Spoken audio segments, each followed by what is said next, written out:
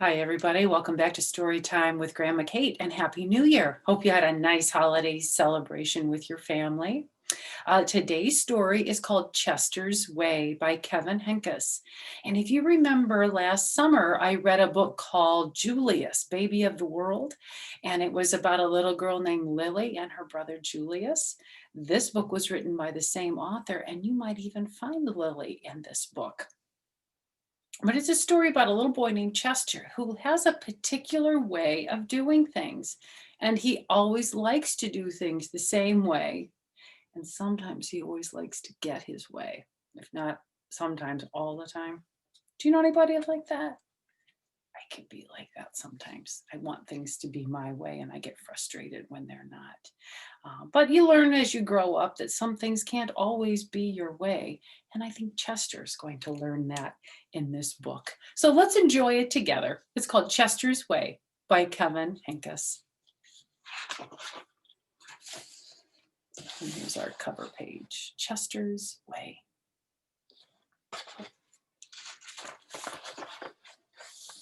Chester had his own way of doing things. He says, "Hello, my name is Chester, and I like croquet and peanut butter and making my bed." Do you know what croquet is? It's kind of like it's like putt-putt, but you play it on your grass, on your lawn. You might want to look it up and see. If you come over to Grandma Kate's house, I have a croquet set. We can play. He always cut his sandwiches diagonally. He always got out of bed on the same side.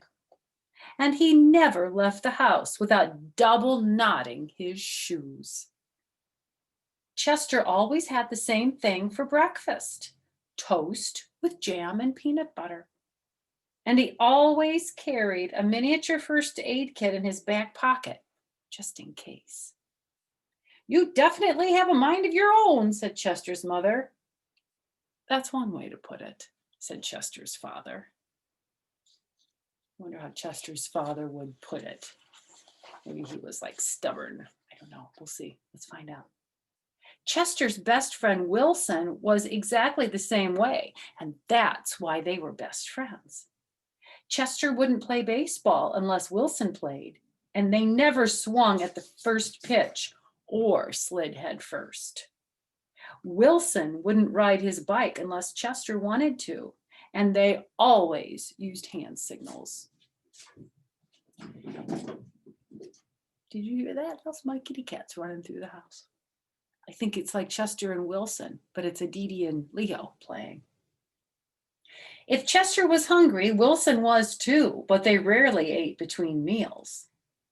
"Some days I can't tell those two apart," said Wilson's mother. "Me either," said Wilson's father. Chester and Wilson, Wilson and Chester, that's just the way it was. They loved to go on picnics. Once, when Wilson accidentally swallowed a watermelon seed and cried because he was afraid that a watermelon plant would grow inside him, Chester swallowed one too. "Don't worry," said Chester. "Now, if you grow a watermelon plant, I'll grow one too." Chester duplicated his Christmas list every year and gave a copy to Wilson because they always wanted the same things anyway. Duplicate means to make a copy, as you could tell by the words. For Halloween, they always dressed as things that went together: salt and pepper, two mittens on a string, ham and eggs. "Those are really two peas in a pod," said Chester's mother. "Looks like it," said Chester's father. If you look closely, they are two peas. They played two peas in a pod for Halloween. In the spring, Chester and Wilson shared the same umbrella. And in the winter, they never threw snowballs at each other. You tell what they're doing here. Going down a sled, yeah. And in the fall, they raked leaves together. And in summer, they reminded each other to wear sunscreen so they wouldn't burn.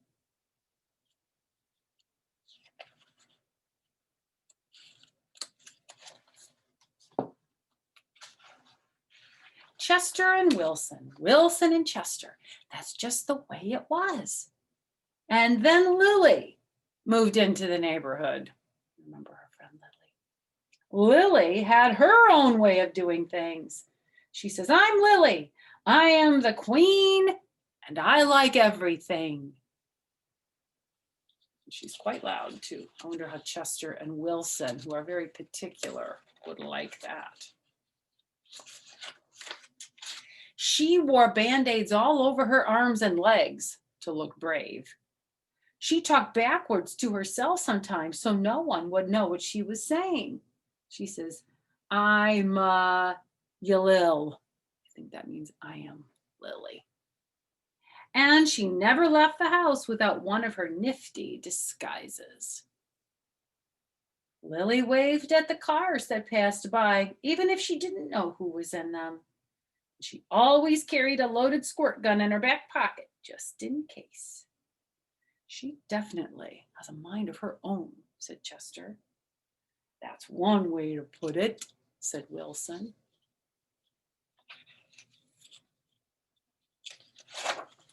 When Lilly asked Chester and Wilson to play, they said they were too busy.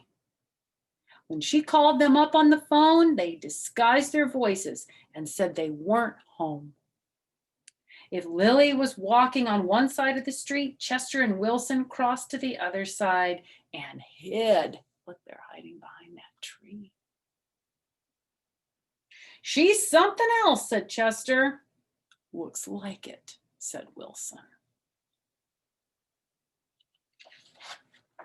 One day, while Chester and Wilson were practicing their hand signals, some older boys rode by, popping wheelies.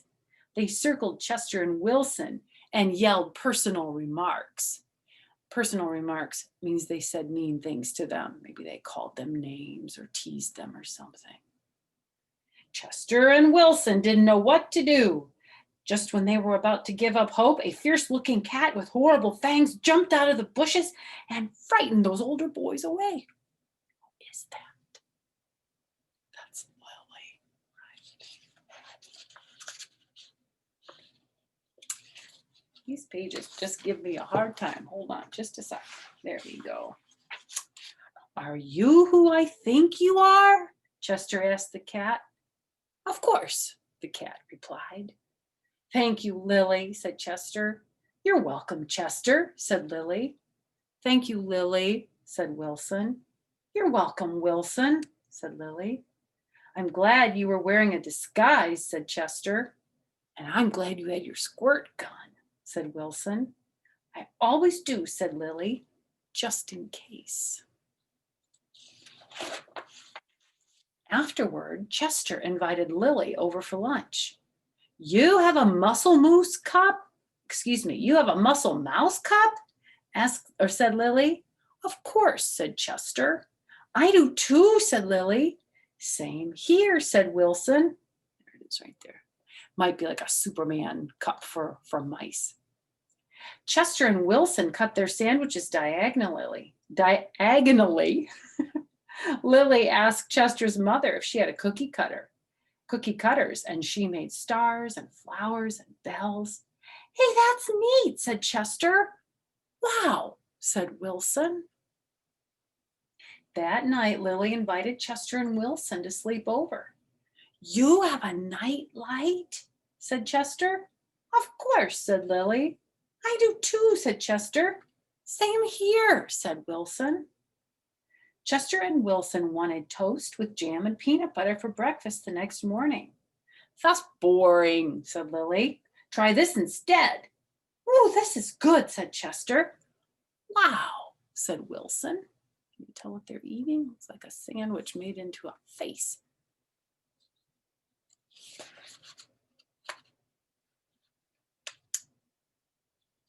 Thanks for being patient with these pages. They're tricky to turn. Hold on a minute.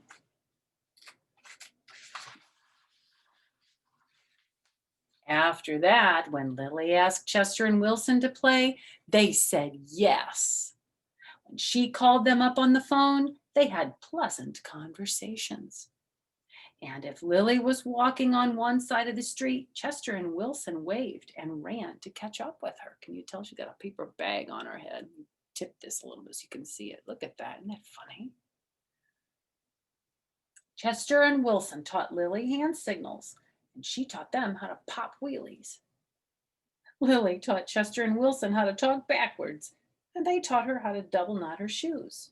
He says, I'm a Noslil. I am Wilson. And this is Ole, or hello. Some days I can't tell those three apart, said Lily's mother. Me either, said Lily's father. Chester and Wilson and Lily, Lily and Wilson and Chester. And that's the way it was.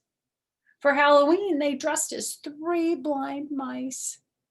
For Christmas, Lily gave Chester and Wilson nifty disguises, and they gave her a box of multicolored shoelaces, extra long for double knotting.